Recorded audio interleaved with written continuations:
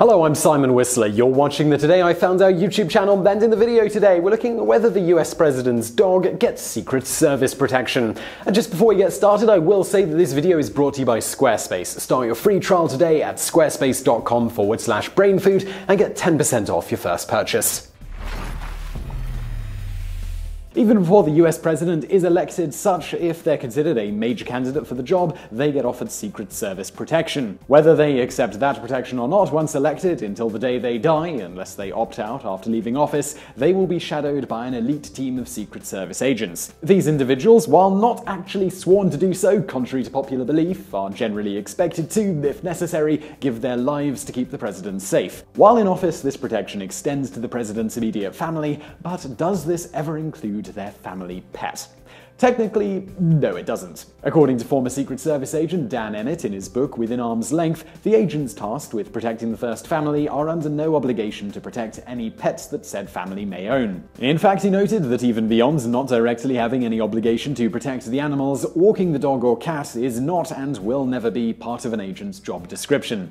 Emmett put this little tidbit in a section of his book specifically dispelling myths about the Secret Service. This is a section that, humorously enough, also includes this gem of a supposedly widely held myth. Myth. All women are attracted to Secret Service agents. Emmett goes on to explain that the truth is actually that only many women are attracted to Secret Service agents, presumably to ones called Dan Emmett most of all. On top of this, he states that the life of a Secret Service agent includes a never-ending string of temptations, sometimes literally thrust into one's face by women who are impressed by such things as men who protect the president. It can be almost frightening at times when seated in a bar and a woman recognizes an agent she has just seen on television with the president. On more than one occasion, my shiftmates and I had phone numbers and hotel room keys shoved into our hands or thrown to us while working a rope line with the president. For the single agent, it was paradise. For many married agents, it was a constant struggle between good and evil, which was sometimes won and other times lost. Alright, so let's get back to the literal dogs instead of the cheating kind. Although the Secret Service isn't obligated by any means to walk or take care of the president's pet dog or cat,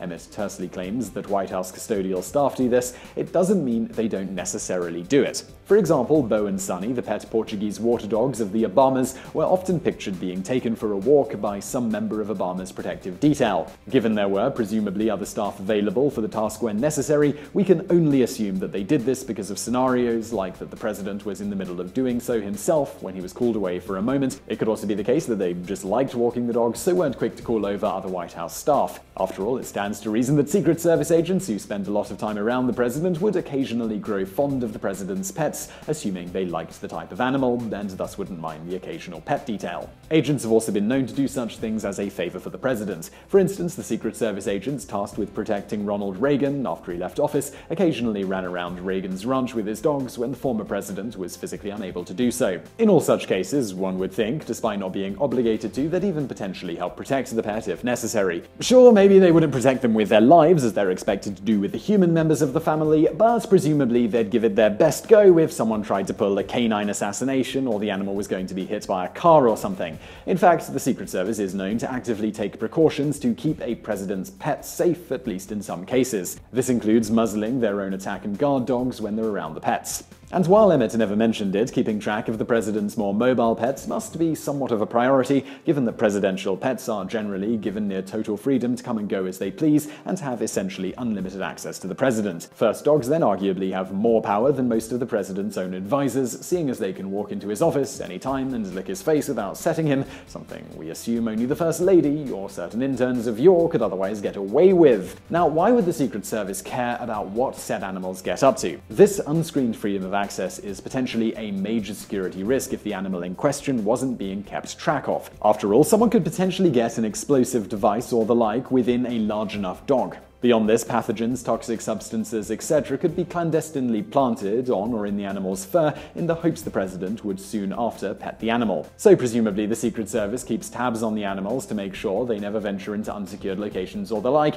even if it's not technically part of their job requirement. And yes, very unfortunately, so-called suicide bomber animals are occasionally a real thing, one of the more famous cases of this being the tale of the exploding anti-tank dogs of World War II. We've actually got a video on that which you can find linked to in the description description below. On a lighter note, it should be noted that beyond having people wait on you pour and pour and having the ability to poop in the Oval Office, being the president's animal also has other perks, including potentially a pardon from any crime you may commit. You might think this last one sounds like a joke, but it's only partially so. For instance, in 2008, President Bush's beloved dog Barney bit two people: Heather Walker, public relations director for the Boston Celtics, who got her wrist bitten, and Jonathan Decker, a Reuters reporter who got his finger nipped. Given the many and diverse bacteria that call a dog's mouth home, yes, contrary to popular belief, a dog's mouth isn't anywhere close to cleaner than a human's, the pair were given antibiotics to prevent potentially dangerous infections as part of their treatment. For any other dog, such repeated behavior may have resulted in it being put down, whether the owners wished it or not. However, even without the presidential pardon get-out-of-jail-free card, there are not many individuals who would want to risk becoming near universally hated for pursuing the matter of getting the president's dog put to sleep. Of course, if any of the people who got bitten wanted to pursue it, it would be interesting to see if the presidential powers to pardon would extend to animals. So I really hope you enjoyed that video. Now, as I mentioned at the beginning, this one is brought to you by Squarespace. So Squarespace are a company that make it very easy for you to create an incredibly good-looking website.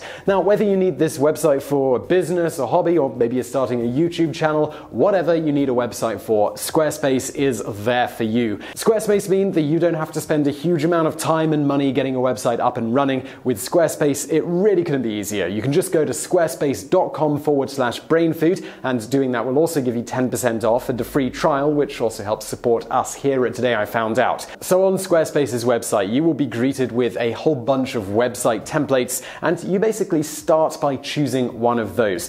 Before I made this video about Squarespace, I looked at going through the process and how it all worked, and I chose some templates. And then basically once you've selected that template, you take a multiple choice quiz. Don't worry, it's really easy. They just ask you a few questions about what your site's going to be used for and how it will work. And basically this helps customize that template for your requirements.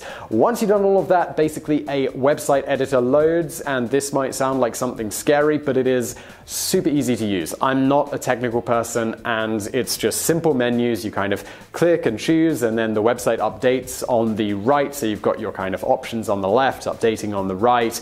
Just really super easy to custom make something like I'm showing on the screen right now. That's a website I made in about 5 to 10 minutes. It's really that easy. So as I mentioned before, just go to squarespace.com/brainfood, BRAINFOOD, to check it out. That gives you 10% off, a free trial, and it helps support us. So all good things. And thank you to Squarespace for sponsoring this video.